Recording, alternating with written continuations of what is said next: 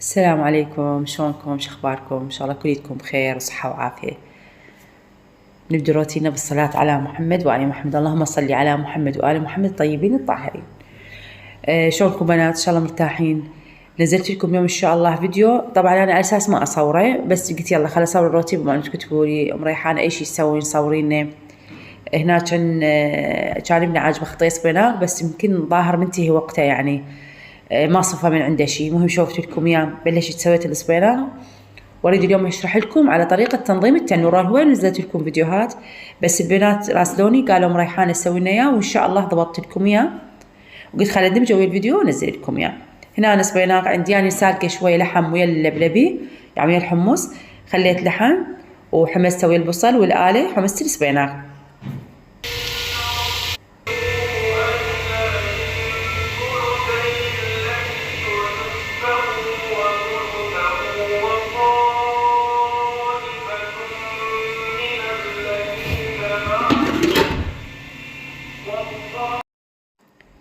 وحمستهم زين، وبعدين حمسه وضفت عليهم السبيناغ. يعني تعرفون طريقة طبخ السبيناغ، بس سويتها خافكم مبتدئات.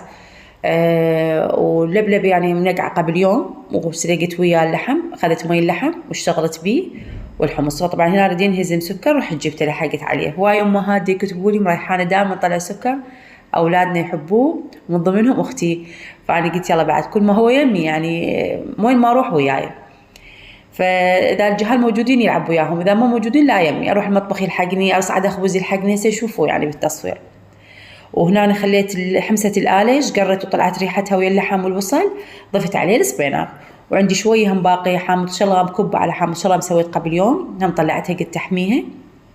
وسويت شوربة، خليت العدس والشعرية غسلتهم خليتهم على الطباخ على صفحة. وهنا طبقت التمن، قلت على مود شنو خلصت كل شيء نظفت، قلت اريد اصعد سويت تنور. هم تنوري صاير يخربط، الداير مالتي صاير بطيء والوسط لا عاليه، قلت اسويها هم بفيدكم وهم اسوي تنوري.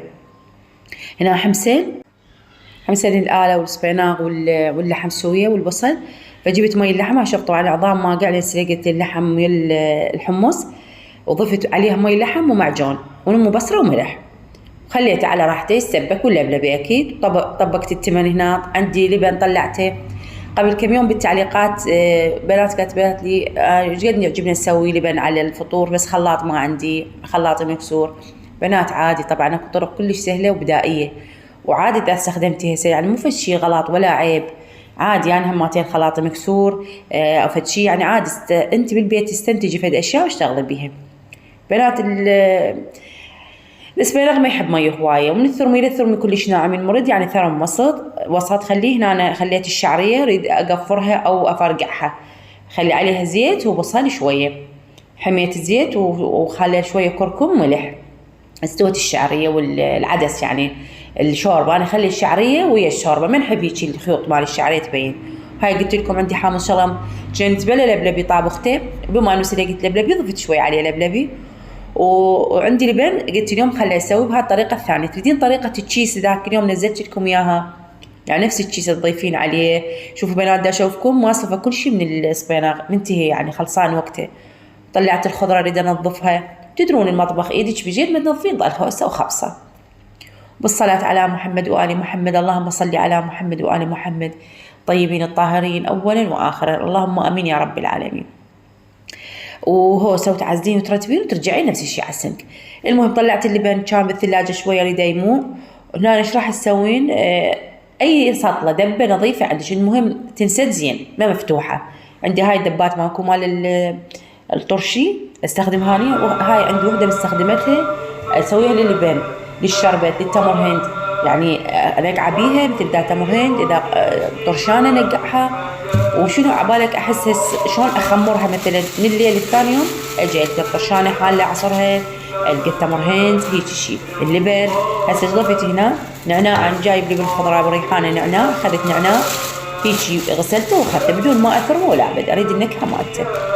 خليت ملح الرغبه اللي تريدين، خليت ليمون دوزي. بنات الليمون دوزي تطعم. هذا اللبن احنا نسميه لبن تشيز، اكو يقول لك لبن اربيل لو لبن تشيز، انا اقول لهم لبن تشيز تجيبونه يصير طعمه شلون هذا اللبن مال العرب قبل يعني مال اجدادنا، وهذا اللي يشربه لو تتذكرون. هيك شيء. فهنا خليت له ملح وكمية مال مي زينة، لا مي مجرش، لا خلي مي عادي من الدبة أو من البراد. بعدين لا تجي تضيفي له ثلج. ليش؟ لا مي بارد حتى يعني يصير سهل عليك يذوب بسرعة اللبن يشنخين. فخليت هنا وخضيت. لو شدين حيلك شوية وتخضين بيطلع زبد، لأن هذا شنو تتذكرون هاي اللي اسمها شجوة؟ أنا أتذكر كانت خالتي الله يرحمها ويرحم والديكم ما شاء الله عندهم كان حلال ومزرعة.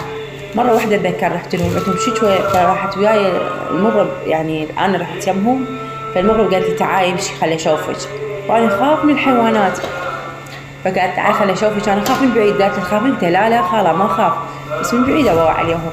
فخلت بعد ما نظفتها وجابت الحليب وما أعرف اللي بين بقتها غسلتها فد نظيفة، كلش نظيفة كانت خالتي، ألف رحمة على روحها، كلش نظيفة. يعني تشوفون مكان الحقالين دي أجلكم الله الحيوانات ما تصدقون، تقولون هاي هيك يعني مكان واحد يقعد يحط له كرسي ويقعد يباوع بيج، قد ما نظيف، وزرع داير ما يدورها مسوية. الله يرحمها، روحها طلبت الرحمة بهذا اليوم، الله يرحمها، يرحم جميع الأموات. المهم بنات خضيته كل الزين، فهي خضته من خضته، بعدين جت خلت ثلج، قالت حتى يلم عليه الزبد. طلعت الزبد شنو من طعم لبن، شنو من طعم زبد، شنو نظافة، ايش احكي لكم. اتمنى بذاك الوقت يعني كان اكو تليفونات واحد يصور ويشوفكم هسه، يعني فد نظافة فد ترتيب. المهم الله يرحمها. فهذه الشغلة سهلة بنات، خليه بدبة وخذي إذا ما عندك خلاط، يعني ماكو شي صعب، سهلة حياتك سهلية، دائما كوني بسيطة وسهل الأمور. لا عليك انتي شو تشوفين بالتلفزيون أو بالتليفون تعال جيب لي وأريد، كل من يمدد على طول الحافة. فما لي علاقة، أنا ما أشوف فلانة وعلانة، أنا أشوف أمشي باللي يصرف لي وبما يرضي الله يرضى علي ضميري، هذا الشيء أسوي، دائما أنصحكم بهذا الشيء. المهم بنات كفكفت مطبخي، وأهم شيء خليت الشاي، المي والشاي بالقوري والهيل، وهنا حضرت تحضيراتي بسيطة، حضرت ماعيني، قلت حتى بين ما أصعد أخبز أنا عاجنة شوية بس التنور مخربط عندي، قلت والله تذكرت قلت خلها صورة.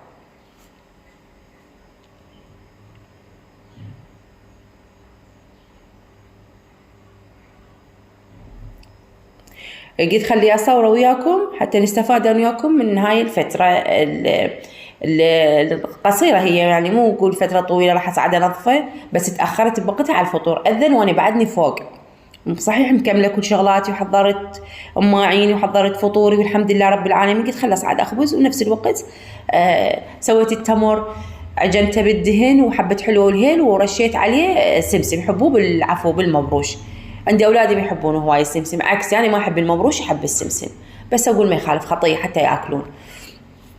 وصعدت هنا قلب الزوليتي لقيتها ما شاء الله ناشفة، وبلشت أنظف بالتنور. بنات هواي جتني تعليقات على التنور، مريحان التنور مسادد، مريحان التنور ما يطلع الخبزة مطقطقة أو متفحة، مريحانة. باعوا بنات ب4 أسباب. أول سبب بالتنور من تخبزين بيه امسحيه حتى ما يلزق عندك، إذا يلزق.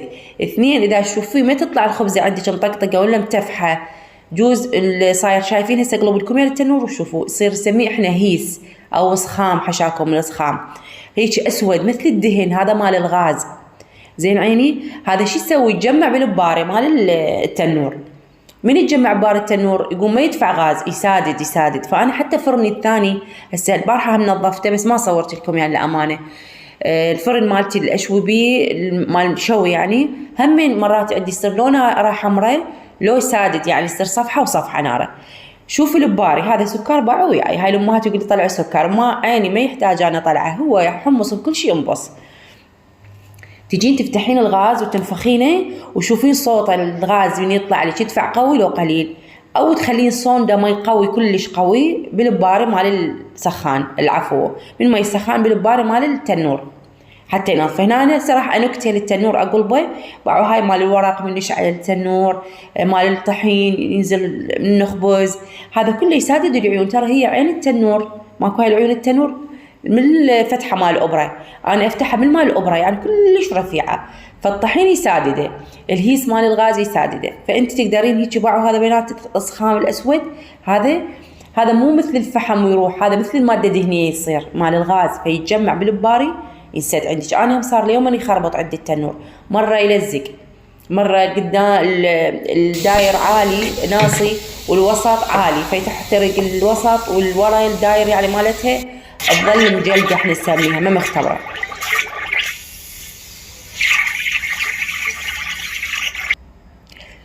اما تجيبين هاي البارة وبعد خليه فد سطلة مال مي. انا فايداتي ذني التانكات اشتريتين على 15، بس فايداتني والله اقول يفيدنا. مرات مي ينقطع بالصيف للمبردات، يفيدني يعني فهنا أنا عندي تانكي، هم سألتوني مريحانة ميش هالتانكيات بيش ماخذتين على 15 بنات اشتريتهم.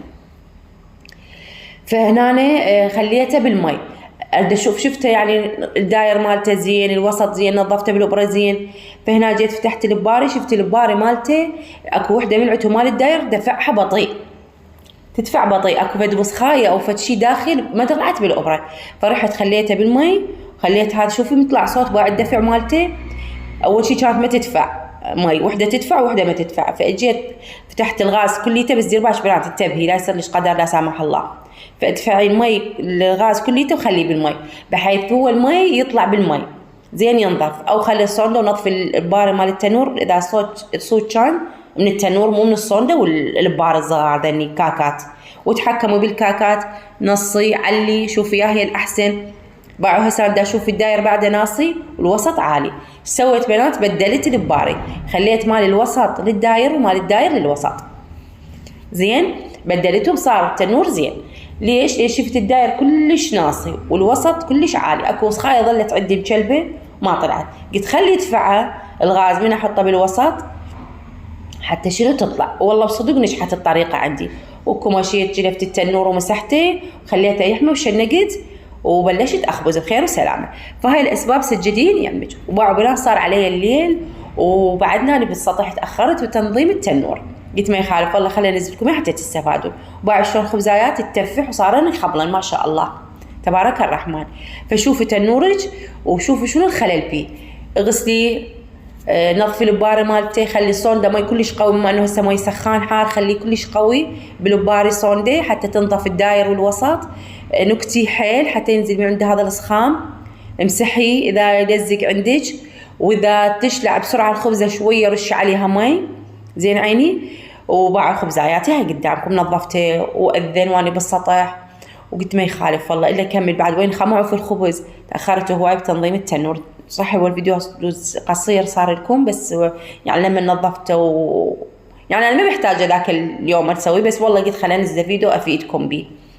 المهم شوفي ذني الاسباب بي، وشوفوا بعد شنو سبب من عنده. الكاكات خاف ناصيه خاف عاليه، واذا شفتي كلش ما فاد بيش بدلي الكاكات بنات.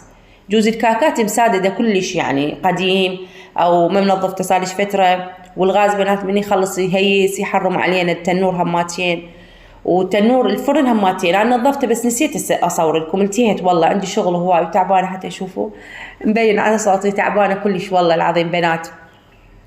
تدرون شغل والحمد لله رب العالمين، شويه فتره امتحانات مضايقتنا وتدرون هاي على العشرة الأخيرة وطلبيات عندي بفضل رب العالمين. أحمد الله وأشكر، اللهم لك الحمد اللهم لك الحمد اللهم لك الحمد.